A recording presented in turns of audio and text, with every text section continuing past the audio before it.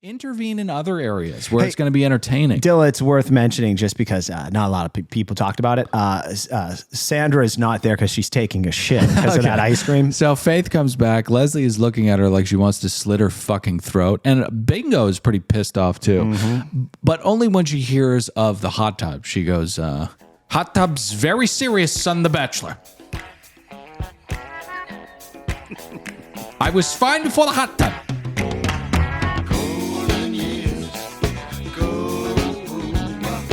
Hello, my friends. We meet again. It's Bad TV, short for Bad Television. My name is Dylan. I'm saddled up next to one Patrick Hickey. Great to be here. Great to be here. What are we here to talk about? None other than our favorite show on television. It is. Yeah. It's really my favorite show. Mike sounded a little crispy today, huh? I don't know if the audience can tell. Okay. So I want to do this in my canes. This show's moving too quickly. It's moving too fast. It's almost over, and I don't like it. I don't want this show to end. But before we get into how much we love this show and how we give it 97 canes each, probably public service announcements. Oh, okay. Well, you're hearing this on Bad TV. You may also notice there is a second show on this feed called Winter House. And you may not care about Winter House because it's a third season of a show on Bravo, and the show is actually about nothing. Yeah, and to the fans, sorry I put season 2. I had no idea that there were 3 seasons of this show because how could there be 3 seasons of this show? You know what I mean? Right. Well, here's the fun part: is it's a bunch of D-list celebrities from other Bravo shows. They throw them into a house for 2 weeks. They constantly remind us what day and time it is with chyrons on the screen. Yep. They drink all day, all night. Sometimes for example, do activities. Like the chiron for this show right now would be October 29th. October 27th, 10:20 a.m. And we need to know that. Yeah. So, but they do that there. It doesn't matter that the show's a piece of crap. You don't even need to watch it. This is an extra free show. Okay. Yeah. So give it a shot. We drop episode 2 of Winter House, I think on next Wednesday, and just have fun listening to it. Have fun, everybody. iTunes ratings and reviews. Alana Liana, thank you very much for this charge. Oh, yeah. But I wanted to take some time to read one of my favorites. Okay. A review? Yeah. And this is what will happen. You guys drop these reviews and we will read them from time to time. This is from Jilly Elizabeth. Intelligent humor from ellipses. I'm not sure what the last couple words are. If Dylan was on Love is Blind and we were in the pods, I would definitely marry him. Probably Pat too. They're hilarious and are sometimes the only thing that makes me not mind getting out of bed before work. That's depression, and we're happy to help you with that. 1 star. Now, is that confusing? Yes. It's confusing. But, listen, we want to keep a nation spellbound or we want to be hated. But the meaning and really the hero's journey of all this is leave 5 stars, please. Not 1. 5 stars, kind words. We love you guys very much. Let's get into the show. Okay. Patreon.com/Another Podcast Network, uncensored, ad-free, everything there. Go. General thoughts first off. I sensed that this show was rushing to a premature conclusion. I think we only got like 3 episodes left. I'm not happy about that. I'd like this show to just make its way into December, with the Christmas spirit. It's such a lovely show. Could you imagine Ellen, a.k.a. Bingo, a.k.a. Frank Pantangeli, during the holidays? I mean, oh my God, that would be so fun. So I don't like that this show is ending so quickly. Because when you analyze the show, or as Dylan and I recap it, or you as a viewer, you should notice that unlike a lot of these other competition dating shows, it's pretty positive and supportive. I mean, even Kathy, the demon from The Descent who told children that the Easter Bunny hates them, she really wasn't that bad. No, she wasn't that bad. We had to be hyperbolic about how evil she was because we didn't have anything else, and we do lazy comedy sometimes. Exactly. Yeah. But I really love this. I really love this season, and I hope they are definitely in production for Bachelorette. Now I will give my canes, if you don't mind, Dylan. I do mind. Okay, go Take a beat and then give your canes. Okay. You want to do a beat? Yeah. Okay, here's the beat. I broke it up with a cane. Okay. That's a cane drop. Okay. So I like to read the descriptions of the episodes prior to watching the television show so I can kind of prepare myself. It kind of gives me a leg up on all the genius, funny bits I'm going to write about. So when I was reading the description of this episode, it noted that there were 3 roses left. So there was literally going to be a bloodbath this episode, which disappointed me. And then it said hometowns were on the horizon. And I had a thought, Dylan. Gary is such a sweet guy. Ugh. I bet he shows up to those hometowns with flowers and says, I brought flowers for your parents. And that's when they say, Gary, our parents are dead. Yeah. Oh, I'm so sorry. You don't have to be. They live fulfilling lives. In fact, they both lived to be 100. Died right before the Vietnam War. Yeah. I'm so sorry. Well, you don't have to be. I don't know that most of them lived fulfilling lives because we do have some stories of trauma, which I can only imagine kind of spawns from, alcohol abuse, flighty commitments to raising children and whatnot. But yeah, no, they died a long time ago. But how many canes do you give? Okay. Hold on. I got to do my. All right, Dylan. I give this episode just because I thought it was so thoughtful and wonderful. Yeah. 100 Ks. 100 Ks. 100 Ks. I got to say, me and Pat have a little tradition on Fridays where we record early. So I usually bring some coffee, some cold brew coffee. Did me dirty, Dilly. It was really Murphy's Law that did you dirty. I have no agency in the Truman Show that is my morning right now, okay? I dropped your coffee. It's spilled everywhere. And are you sure you don't want some black tea? I'm good. I'm drinking alcohol now, and I know that that's probably a problem. Especially given we did that Winterhouse Chiron thing at the top of the show. All right. So I love this episode so much. There is so much heart to this show.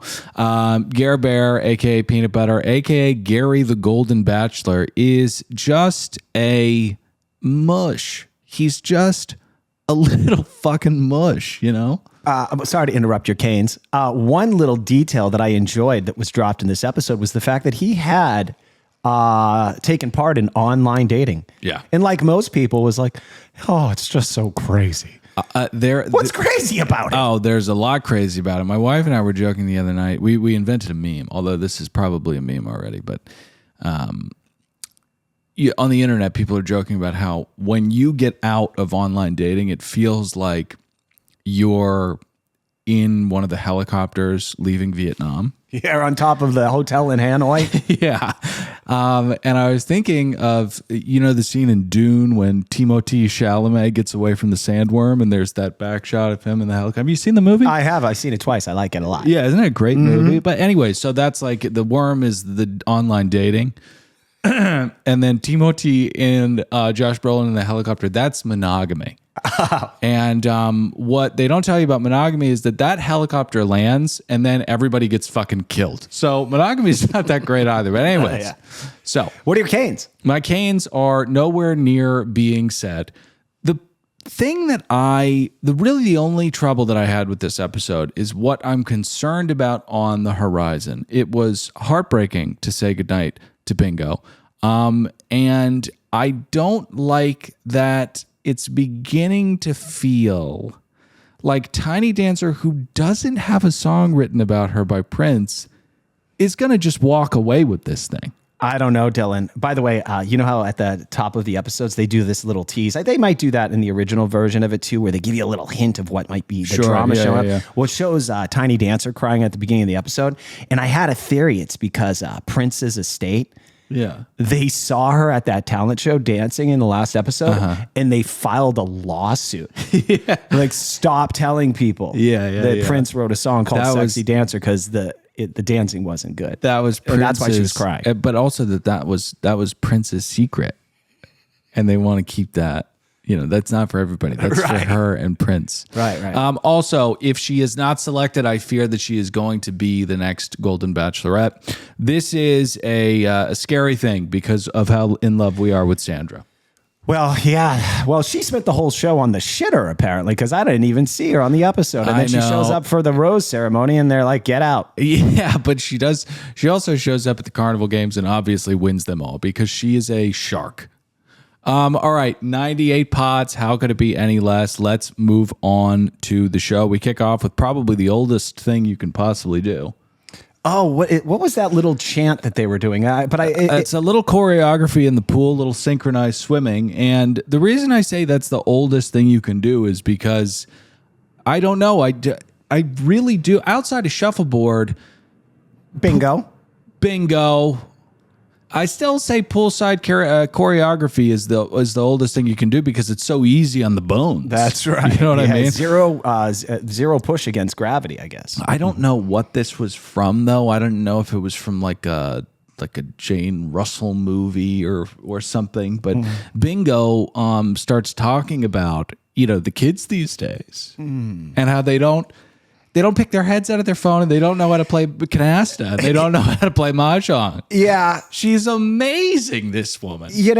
That's so interesting that they bring that up because that is such a chuggy thing to continue to say because I remember a simple time when my grandmother used to bring me to her best friend Clara's house. Think about that old name. And I'd get in the car, but I didn't want to get in the car because I knew it was going to be before, what my future held, which was those two old biddies would make tea, sit out on the couch. There's no phones. There's no flat panel screens. There's no whatever. Yeah. And then I'd go, what am I going to do? And they'd say, go outside. And then I'd play with rocks. What did they do? They just talk. It was so weird. I'd see all these blue hairs sitting on the couches at my Grammy's house, and I'd be like, what are all you talking about? Yeah. It's shocking that you have so much contempt for them because that sounds like a beautiful afternoon. Yeah, well, it was a simpler I'd tell you to time. get the fuck out of there, too. Well, I'd tell, what are we calling her, Bingo? I'd say, hey, a simpler time than playing with rocks, and it was not fun. It sucked. Give me the iPhone. Yeah, well, but the iPhone is perilous. It's amazing when you're trapped watching someone go, here's everything I ate in a first-class trip from Korea to London. And you're just like, why am I watching this? Why would I ever watch this? But you have no power over it. So give me a rock. Bingo, I love you, Frank Pantangeli. So it's worth mentioning that that ice cream that Sandra had on the previous episode is still wreaking havoc on her digestive system. She's just poolside looking on, but it's not going well, you don't want to leak in a pool. So speaking of kind of gut problems, we've got Faith, who she's stress eating strawberries and mayonnaise. She is not doing well. She's in that mopey mood where she's just not sure if that connection can be undead. It's worth mentioning, Dylan, at this point in the episode, this is where we get a little, we're jumping around to each, I hate to call them contestants or whatever, and getting where they think they are with Gary. And several of them a couple of them are questioning their relationship and are they still in it? And then others are slowly beginning to fall in love with Gary. Yeah. A disease that I thought was only taking over the bodies of young, stupid people. I didn't realize that at a certain age, you could still have those pheromones jumping around in your body and telling you things and making you feel things that are illogical. Well, here's the thing. When it's for, I don't know, let's say Colton Gay Colton, that doesn't really make sense. Right. But if it's for peanut butter sandwich, that makes a little bit more sense. And there's also a desperation because all of these people are so close to death. You know what I mean? Well, competition is also a aphrodisiac. Leslie is all jacked up because of the one-on-one date, and then quarterback walks in.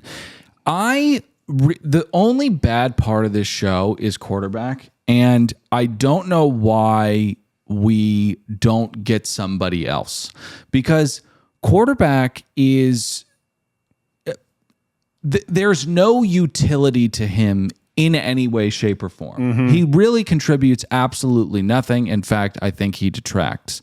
So why can we not get somebody who adds humor or just, those were crispy R's, Just remove him from the situation I altogether. got a better idea. Pull Regis Philbin's dead body out of the ground and then have 100%. David Spade do the voice or something. Yeah. Or David Spade could be quarterback alongside the cadaver of Regis Philbin. They could. Hey, how are you? Well, no. Oh my God, he's dead. His face is rotted off. This is terrifying. Oh, okay. So David Spade is doing kind of like a mimicry kind of thing. He's behind his head. Oh, okay. See, you listen to that, honestly, audience, and tell us that wouldn't be better than quarterback walking in and infantilizing these women. He's like, hey, guys. Oh, and the feigned earnestness is what disgusts me. Why are you talking so slow? These women have been through life. You have not. You've been on college game day. Jerk. God damn it. We're going to have 2 dates. There's going to be a magical one-on-one, and then we have that group date at the Santa Monica Pier. Mopey Faith is worried about the date, and she's sick from all the fruit and Hellmann's that she's been throwing down. But she's got some good news. She's going on that magical one-on-one. Oh, yes.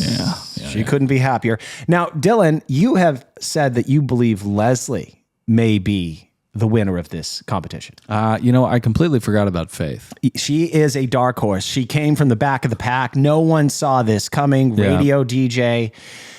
But I think Gary, and certain things that we'll discuss that he said on this one-on-one, really, you can't ignore that he's really into her. Yeah, I know. I think he wants to have sex with Leslie, though. It's true. I hadn't even thought about fantasy suites. I don't think they're going to happen. I talked about it on my appearance on For Crying Out Loud. I don't think they could get the insurance cleared. Oh, that's a good point. My mother, she wasn't having sex at all. She tripped over her goddamn dog, Brittany. She was in the hospital for 3 weeks. Imagine pounding away on a fucking bed in a fantasy suite. What that could do to your body. Well, you don't have to pound. You don't have to pound. You can undulate bellies, which, it's very important for men to know this is bad. That's bad. A lot of the time it's bad. Sometimes it's fun. We just want to do that, right? What you want to do is this. This is you can't hear anything. Sex, right? It's not supposed to be a slapping thing. So I think that if the bellies are kind of rubbing and the clitoral stimulation that I know Peanut Butter Sandwich can dole out is doled out, I think we could do some safe, bone intact kind of fantasy You've suites. changed my mind. Thank you. Fantasy suites must happen, regardless if they were able to get insurance. Mopey Faith is, what? I already said that. Even after she gets the one-on-one date, she says that he could still break her heart. I don't know what is with this serial pessimism. It's just no way to live. Well, a lot of these people have loved and lost, as we've heard through their personal stories, Dylan. By the way, Leslie, I hate to be a judgy McJudgy. If Peanut Butter does pick her, I am concerned for him because, my armchair psychology, what it tells me, again, my armchair opinion, is just her history with men means that she has a bad picker, which he's admitted, means that the nice guys she'll sabotage. And I don't want to see Gary go through that. I think that it's just all bad news. Again, I don't want to be a judgy McJudgy, but we've got the Zen Buddhist prayer beads on. We've got the lotus root tattoo on the wrist. It's just, it's not good. It's not good at all. Faith, I think, has had cigarettes put out on her arms, which that's not great either, but you can overcome that kind of thing. Do you know when my mom visited 2 months ago? Was that too mean? Not at all. Okay. Because it actually happened to my mom. I was talking about like, hey, what was up with dad? Because they got divorced when I was 2. And she was talking about how good looking he was and how great. And I was like, Mom, didn't you tell me he'd get mad at you and he'd put cigarettes out on your arm? She's like, oh, yeah, he did it like once or twice. I'm like, Jesus fucking Christ. Yeah. Moment of silence for for that skin. Fuck. So, turns out that she should be worried because I think Gary is taking her for a good shepherd kind of date. I think he's going to fucking throw her out of the helicopter. But when I wrote that note, I turned out to be incorrect. They have a lovely day. All right, so let's break this down. I have never seen this James Bond shit happen before. I fucking loved it. He picks her up in a vintage Ford Bronco, which my wife has orgasms whenever she sees one of those things on the road. She loves that car. And then they do the helicopter ride. They do a flyover of the mansion to upset Leslie. Yeah. And then it appears that helicopter tour will cover all of Los Angeles, Hollywood, where the Kardashians live, Malibu, Santa Monica. And then, like a goddamn villain in James Bond, they land on the back of a yacht. But I want a Bond villain. It was... I wanted a Bond villain, but this was for two people that saw The Doors live and lived at a time where automatic can openers were retrofitted to kitchen counters. Yeah, Jim Morrison pissed on Faith at the Viper Room. I was going to say the Hollywood Bowl or the Whiskey a Go-Go. Oh no, you know what? I actually think it was the Troubadour where he took his dick out. No, I think that was the Whiskey a Go-Go. Oh really? I could be wrong. Well, get in the iTunes ratings reviews, Let us leave know. 5 stars, and tell us where Jim Morrison pulled his cock out and pissed on the front row.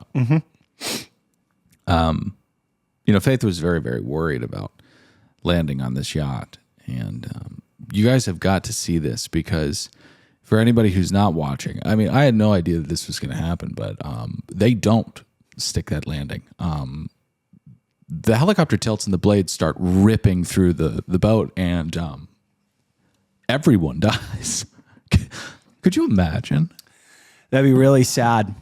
Wouldn't that be so sad? Mm-hmm. We'd lose Peanut Butter. We'd lose Faith. Kathy was probably slithering around on the side of the boat. I'm holding on to this side. Yeah. Oh, well, no. She was very, very deep underwater waiting for the bodies to... She doesn't eat them right away. They need to bloat a little bit. And it's a frustrating dance she does because she needs to wait for the skin to be more malleable. But there are search and rescue parties out that they are a thorn in her side. So, and Thanks for hanging with me on that. And despite her best efforts to yank, because she goes and she yanks and cuts a little bit so that they lose their buoyancy, but it never works. She just has to wait. And those are the lessons you learn over a 1,500-year lifespan. So we drink champagne and we get back to the house with Tiny Dancer, who's weeping in front of Bingo, who's got this... She's just way too locked into care. Mm-hmm. Ellen was always supposed to have Roberta meet Peanut Butter. And the fact that it didn't happen is heartbreaking. Heartbreaking. God damn, it makes me so bummed. But we get back to the boat. Faith, despite the lack of confidence, is really doing well on this date. She's very kept together and she's very open. And after talking about how difficult her childhood was to Gary, I couldn't believe this, but Peanut Butter says that's concerning and gross, actually. Yeah, she touches on trauma and there not being normacy, which led her to men that weren't great, and that's why she likes Gary. I have to say this about when are we going to have a generation where we don't have to complain about our childhood? I actually think it's much cooler, even if you're lying, when you go, hey, how was your childhood? Parents were great. I think we had a listener do that once. Yeah. We were talking about like, hey, how do you become a slut? And a listener said, I'm a total slut. And my parents were great. Yeah, and we love sluts. We really do. We love all people, except for rule-bending corporatists. Mm-hmm. That's really the only people that we hate. Right. Exactly. People in power, right? Go get them. Yeah. Now, I want to say this about Gary. He does kind of go, oh my God. But he does eventually do backflips like a fucking dolphin to make it easy for her. And Gary's not a dolphin because dolphins don't drink inshore. They eat fish. Dolphins don't really ever star as kind of leading men in really any ABC reality property. Did you hear about that orca that killed that woman? You talk about Tillicum? Is that his name, Tillicum? Yeah, he just died last year, the poor guy. He killed 3 people, actually. I mean, I was reading this, I don't know if you can call it an article, but it said that she was... You couldn't sew her back together. No, she's dead. Dr. Frankenstein couldn't do anything. No. I mean, they were just pieces. Now we're of her. referring to the killer whale that is documented in the documentary Blackfish. I can't watch it. It's too sad, so I'm not sure. It is too sad. You want to know something crazy? So my girlfriend at the time, and I didn't know this was wrong.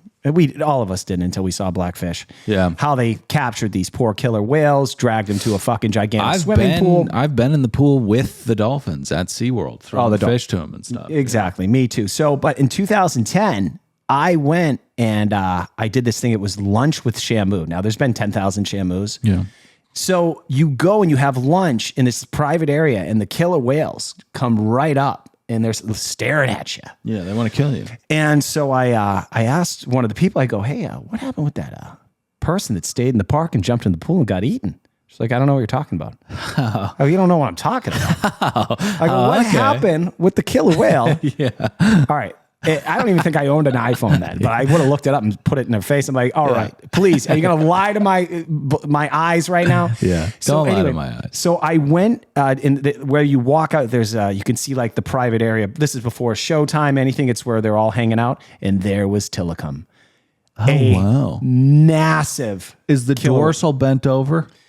Yeah, it was. They're always kind of bent over. I thought that's because of stress. It could be. I mean, there's a lot of what do they call it? Basically, these are traumatized animals. Yeah. Because they come from very different pods, and then they just throw them in a swimming pool with each other, and it's almost like they come from different cultures. And like, hey, you guys are all getting along, and then they try and kill each other. Yeah. Boy, I've been going way too long on this. I apologize. Let's get back to the Golden Bachelor. No, it's like like having a Northern Englander try to be best buddies in a flat with an Arabic person. Oh my God! Yeah, how could they all get along? I mean, listen, it sounds like a sitcom to me.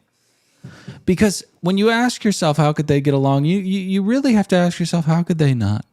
Because we're all the same. We're just in one another's dreams, and we're all put here so that we can learn more about ourselves and each other. That's beautiful. Yeah, I saw Pete Holmes say it, I think. He's very deep, that guy. All right, so Golden Bachelor, let's get into it. But first, I want to tell you about what happened to me at Universal City Walk the other night for about 15 minutes. Kidding. I'll talk about that at patreon.com/another Don't go to Universal City on Halloween Horror Nights. There are just a bunch of children trying to finger pop each other. They're very loud. They don't have elevator voices. We have to get back to the Golden Bachelor. Mm-hmm.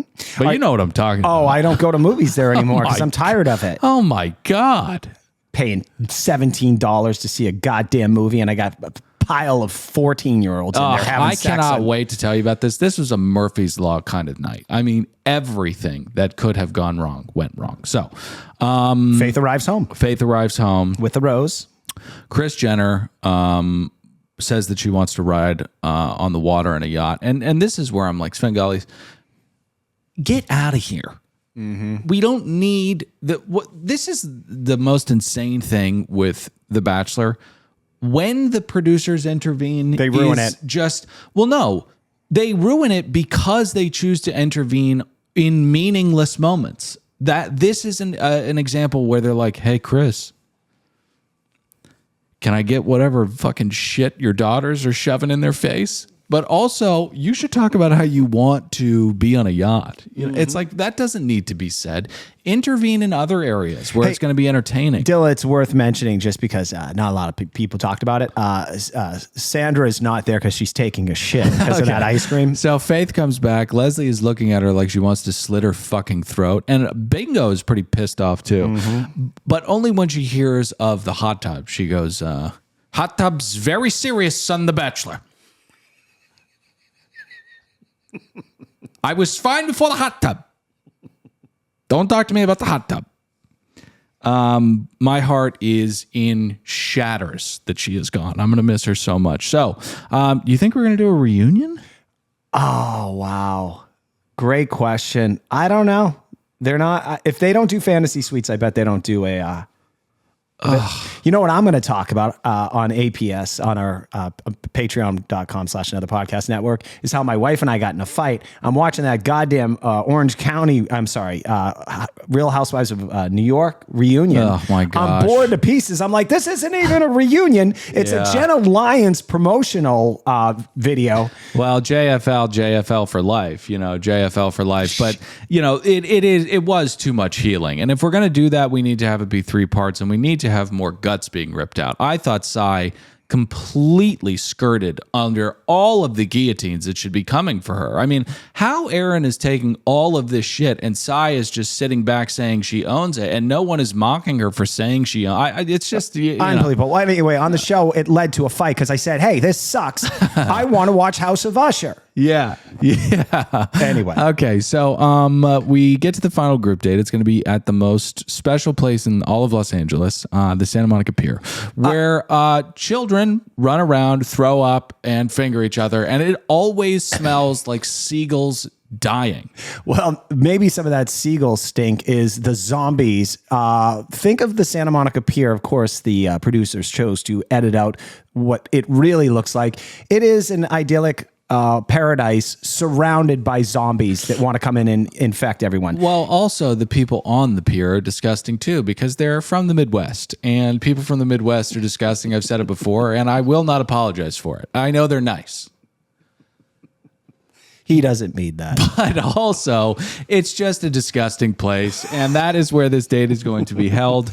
Obviously, we begin with whack-a-mole. Some funnel cake. Oh, yes. Of course, Sandra wins. I have a feeling that we're going to have another charity aerial kind of thing. And I'm bowled over as well. That I picked those names out of whatever recesses they were in. Yeah, you're referring to the Bachelorette being chosen to a very milquetoast but nice and kind Bachelorette charity, as opposed to Ariel, who would have really been a little bit more interesting to see her journey because her entire family was in the part of the mob. Yeah, so imagine like a hot Jewish American princess who is a villain in a John Wick movie being the Bachelorette. Or just some plain nice lady with one of the most disgusting accents we've ever heard ushered by anyone. So Teresa sits down with Gary first. She's very eye contacty with Gary. And I felt as though she was dead to rights right here, because you see this often in the show. People get to the pitch meetings. And when you get to the pitch meetings, that is, you're done. Right. Love doesn't pitch. It just doesn't. No. But she does a smart move here. That's a cane falling. She dropped the I'm falling in love with you. Yeah. Now, typically old Patty. Can I say something about that sound effect? Mm-hmm. If you gave me $1 million and 1 million chances, and it would take a while, but you'd go, you have 1 million chances. We do it over 6 months, year. I would never. You'd be driven into madness trying to figure out what that sound effect was. would never guess that was a cane falling. Well, if we were doing 20 questions, I bet you could lead. I could lead your way to. Oh yeah. Is it wood? Yes, it is wood. Right. All right. Is it shaped like a cane?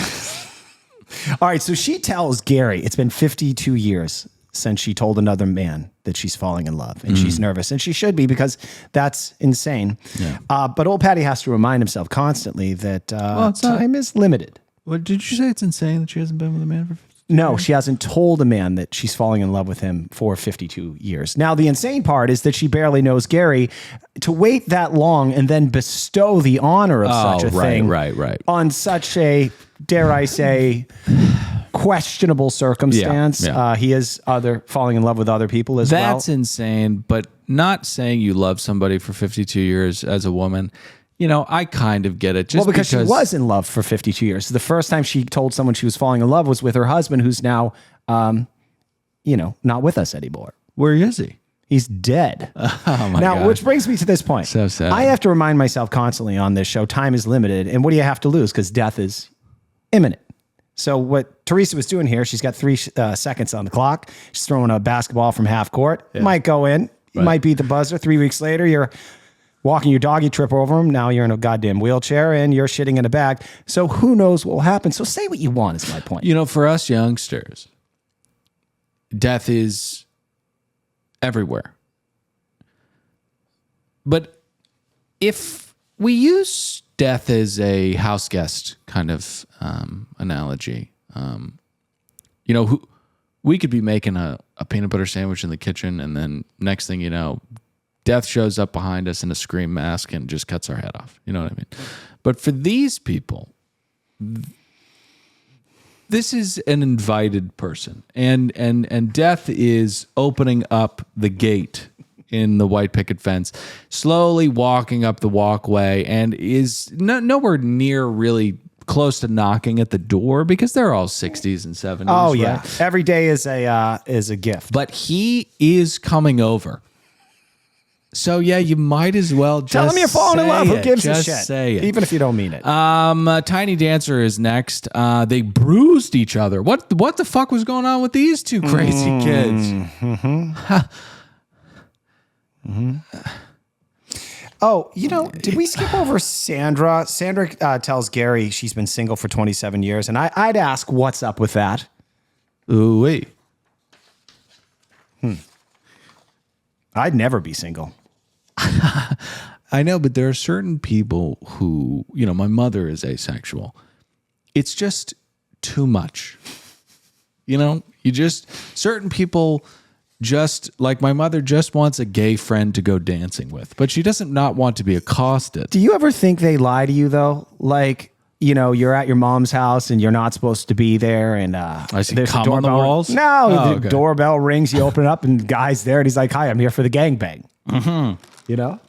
No, I don't think that's going on with my mom, because again, I think it's all just a bit too much for her. Wow. But you know, I get it. You know, like women eventually just get they get fatigued by the advances of men. But listen, Ringo / Bingo / Frank Pantangeli is up next. It's Ellen. I get worried about her here because I think that we're all very protective of her heart, and it breaks my heart to see her in pitch mode. Well, the pickleball co-captain tells Gary that that's another cane dropping. Yeah. She's falling in love with him, and she wants that goddamn hometown so he can meet her friend Roberta. I love her so much, and seeing her heart get ripped out is just going to be, it's going to be brutal. Well, she tells him she's falling head over heels for him, and he says, "I'm touched." Oh, Ellen. Oh, that is so sweet. And this is going to be so hurtful for you. You know, I got to say, though, Kris Jenner is she's the best house mom, because she knows that this is, listen, she needs at the very least, at least somebody who is running numbers. They don't need to be in the mob. They don't need to be close to getting made. They don't even need to have been a soldier or have their hands dirty in any way. But she can't date somebody like Gary. He's too big of a pussy for Kris. Yeah, that's true. But I do think it would have been a safe pick for him. And I could see them working out just based on her being a very nice person. Never in a million years. But she is there to console and confide with and in the other women. She can make the gravy that the women need after a night of wild drinking at the Santa Monica Pier. But I think that's it for us, right? Yeah, pretty much. It's worth mentioning that Leslie also told Gary that she's falling in love. That's a cane drop. There you go. And then we have the rose ceremony. Well, before the rose ceremony, this is mea culpa on Maya. Gary says, I can't do this. I can't do this right now. There's no way I can. And he takes the rose and he walks away. And seeing the confidence in Ellen really, again, it's just a saddening moment because she's too close to the sun right now. You know, but you don't want people to live in a paranoid state where the bags are always packed. You know, you want people to have a little bit of tranquility and a little bit of content in their conviction and their confidence, but you do need to be reminded that at any moment, a sweet old man with ice blue eyes who can't drive on the 101 could rip your fucking heart out and shit on it. It's a balance you have to strike. Mm-hmm. And Bingo got that wrong. Big time. You want to get to the rose ceremony? Yeah, let's get to it. All right, rose ceremony. Here's the roll call. Gary comes out with a nice, respectful speech, very thoughtful as he is. And Sandra announces someone put French creamer in her coffee, so she needs to take a shit. Yep. So she won't be here. Here's who gets picked. Here's the final three. Yeah. Leslie. Hold me closer, tiny dancer. No, we wish. You sexy dancer. Teresa's picks next, and I think what's her face already had the Faith already had the rose. Let me tell you something. When Teresa gets picked, my jaw hit the floor. It did. Yeah. Well, the other choices were a woman that was sitting on a toilet seat at that time. Yeah. Kris Jenner. Yep. And pickleball captain. I know, but pickleball captain is clearly the right pick. Sandra is, I think, a better pick than Teresa. I know she's shitting her pants right now, but I mean, you got to give her a break. Bachelorette. And by the way, Jesse, the cold-hearted snake, that son of a bitch is. He goes, Jesse says, all the rejected ones, please take your time as much as you need, but not too much time because we're really close to like pulling your driver's license away from you, Yeah. So don't take too much time. Right. And those three are Susan, you get back your name, Kris Jenner, Ellen, and Sandra. I like that Gary sat down with Ellen, a.k.a. Bingo, a.k.a. pickleball captain, a.k.a. Frank Pantangeli, and went through what was happening to the two of them. But it also is very heartbreaking to me that they're giving these women the camera in the face treatment.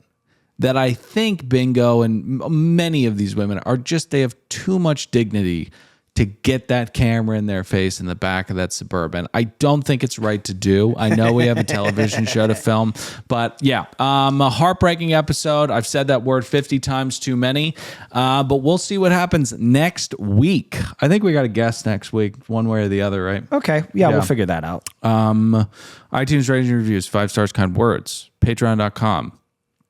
Universal City Walk, a review of Killers of the Flower Moon, Pat getting into a fight with his wife because he wants to watch House of Usher, and we are having Papaya Dog Girl on to recap a little tale of the New York trip.